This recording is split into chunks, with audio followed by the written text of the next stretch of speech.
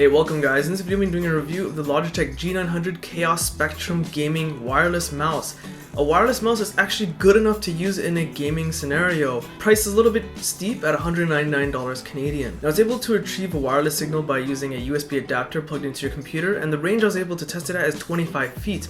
And even at that distance I was still getting a very strong signal to my computer. Now Logitech says the battery will last about 32 hours with no lights on, or 24 hours with the Rgb lights on. And I have to say, based on my testing, that's pretty accurate. But here's a really cool thing. Not only is it a wireless gaming mouse, but there's also a 6-foot USB cord included in the box, which allows you to make it a wired gaming mouse as well. Now this USB cord is actually used to recharge the battery. At the same time, you can still use the mouse if you wanted to. Or if you strictly wanted to use it as a wired gaming mouse, well, you still have that ability anyway. And if that still wasn't enough, what you can actually do is take the regular USB port side, plug it into your computer, take the other side and connect it to a dongle that's actually included out of the box with the mouse itself, and then take the USB wireless adapter and connect it at the very end of a USB cord. This actually allows you to use the entire range of the USB cord to extend your signal by an additional 6 feet, which is pretty neat. Now straight out of the box, I found this mouse a little too light to the point where I actually thought it was kind of cheap and not so well constructed, but it turns out it's actually the opposite as I came to use it more and more often. Furthermore, not only is it well constructed, but it's also well designed in terms of its physical appeal. You have the RGB colors illuminated from the G logo, and whereas the DPI levels are indicated when you press the DPI control buttons, and those colors can actually be customized, which I'll be demonstrating later on and how to do that. In fact, still on the subject of weight, this thing only weighs 107 grams, which is extremely impressive considering that it's a wireless gaming mouse, so there's a battery inside on top of that. You notice that its construction is designed so that you can use it with left or right-handed use, so pretty much anyone can pick up this mouse and use it for gaming purposes. So despite having symmetrical body design as it's designed for left-handed or right-handed users, I find this mouse to be extremely comfortable to use, which is great. It's especially great for people that have a claw grip or flat palm grip style of gaming, or mouse use rather.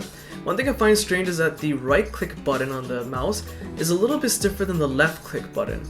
Now, I'm not sure why they would do that, if this is done on purpose or not, but I found that kind of strange. It's nothing that would ruin your gaming experience per se, but it's something that you might notice, especially if you play a lot of first-person shooting games. Another thing I find kind of weird is that the main Rgb light, which is that G logo, is covered up by your palm, and then the DPI level indicator light turns off after about 4 to 5 seconds after changing the DPI level, actually making all the Rgb lights almost useless on this mouse. There are 11 programmable buttons in total for use, and one thing I really find neat is that the side buttons here that I'm pointing to, the 2 on each side, can actually be removed and disabled completely. Logitech actually includes some adapters out of the box which allows you to customize it, so you can add 2 buttons on the left or right side, or completely cover them up so you don't actually have to have buttons there. The way they accomplish this is through magnets. There are little screws on each side of the clip, and the magnets are on the mouse itself. It's kind of an ingenious design, and they don't fall off that easily. You have to actually pick at it and pull it off, so there's no worry about them coming off. Now, I do kind of find it rather difficult to click the side buttons on the side of your hand that's opposite of your thumb. This is not a big deal because, it's designed for left-handed or right-handed use, but something I just wanted to mention. While all the buttons are on the left or right side, if you do happen to share your computer with a casual user, there's no fear of them accidentally pressing a button by accident, as they're designed so that you have to purposely click them. There's also a scroll control button which allows for going between notched scrolling and hyperfast scrolling, which is a great trait to have as Logitech has been implementing it in a lot of its more recent high-end mice. Now the scroll wheel allows for shifting left and right for some custom key bindings, and pressing down on the scroll wheel itself, so you can actually have another key binding there if you want. And I noticed that when using it in any 3 of those ways, it doesn't move the scrolling wheel, which is great, except if you're in hyper fast scrolling mode, then you will maybe scroll down a little bit, but that's kind of a given. I have to say, in my testing, I've played RPG games and first-person shooter games, and especially at first-person shooter games where reaction time is a must, I can't tell the difference between this wireless mouse and the capability of my wired G502 gaming mouse, which is my daily driver. Both mice, wireless and wired, I can't tell the difference between them, which is great. I think Logitech has finally made a wireless gaming mouse that is equal to a wired gaming mouse, and they really have to pat themselves on the back for it. Couple that with the fact that it's a rather comfortable mouse to use, and you have customizable buttons you can add on the left or right side, you're going to be in for a real treat. Now over on the bottom of the mouse, what's powering the sensor is a PMW3366 sensor, which works fantastic. It works great on mouse pads as expected, and also works great on wooden surfaces. I can't really notice too much of a difference there. There's an on-off switch at the bottom as well as a little button just below it which actually changes between your profile settings, which I'll be demonstrating in the software just now. So the software for this mouse is actually shared with other Logitech products if you have them installed on your computer. And I do recommend that you always have your settings saved to your onboard memory of your mouse, so you can actually take your mouse on the go and connect it to a new computer, and that way all your key bindings are saved onto the mouse. So essentially this is where you can choose where to save the memory.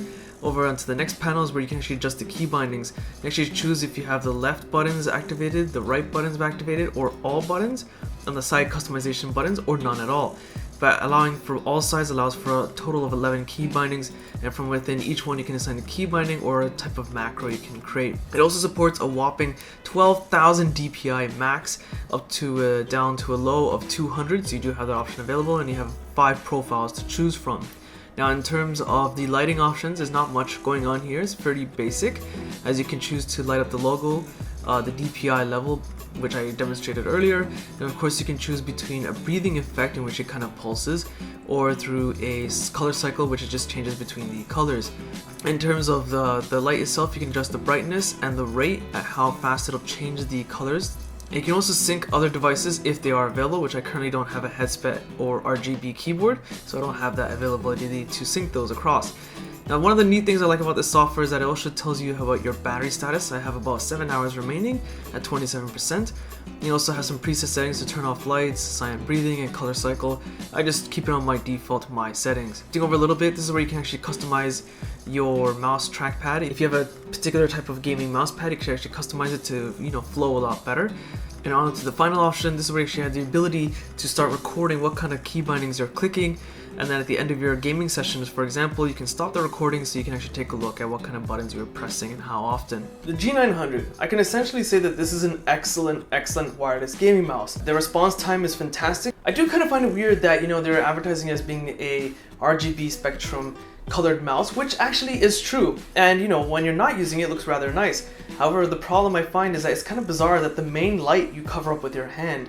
Not a big deal, but I do kind of find it bizarre that they decided to put the lights there, whereas the only visible lights when your hand is on the mouse is the DPI lights, but they turn off after almost like 4 seconds of pressing one of the buttons.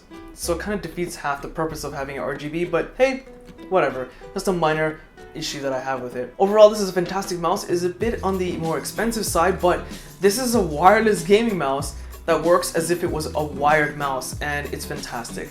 So I hope you guys found this video useful. Be sure to check out my Facebook, Google+, Twitter, Instagram links in the video description. Hit that like button, it does help. Subscribe, and thanks for watching.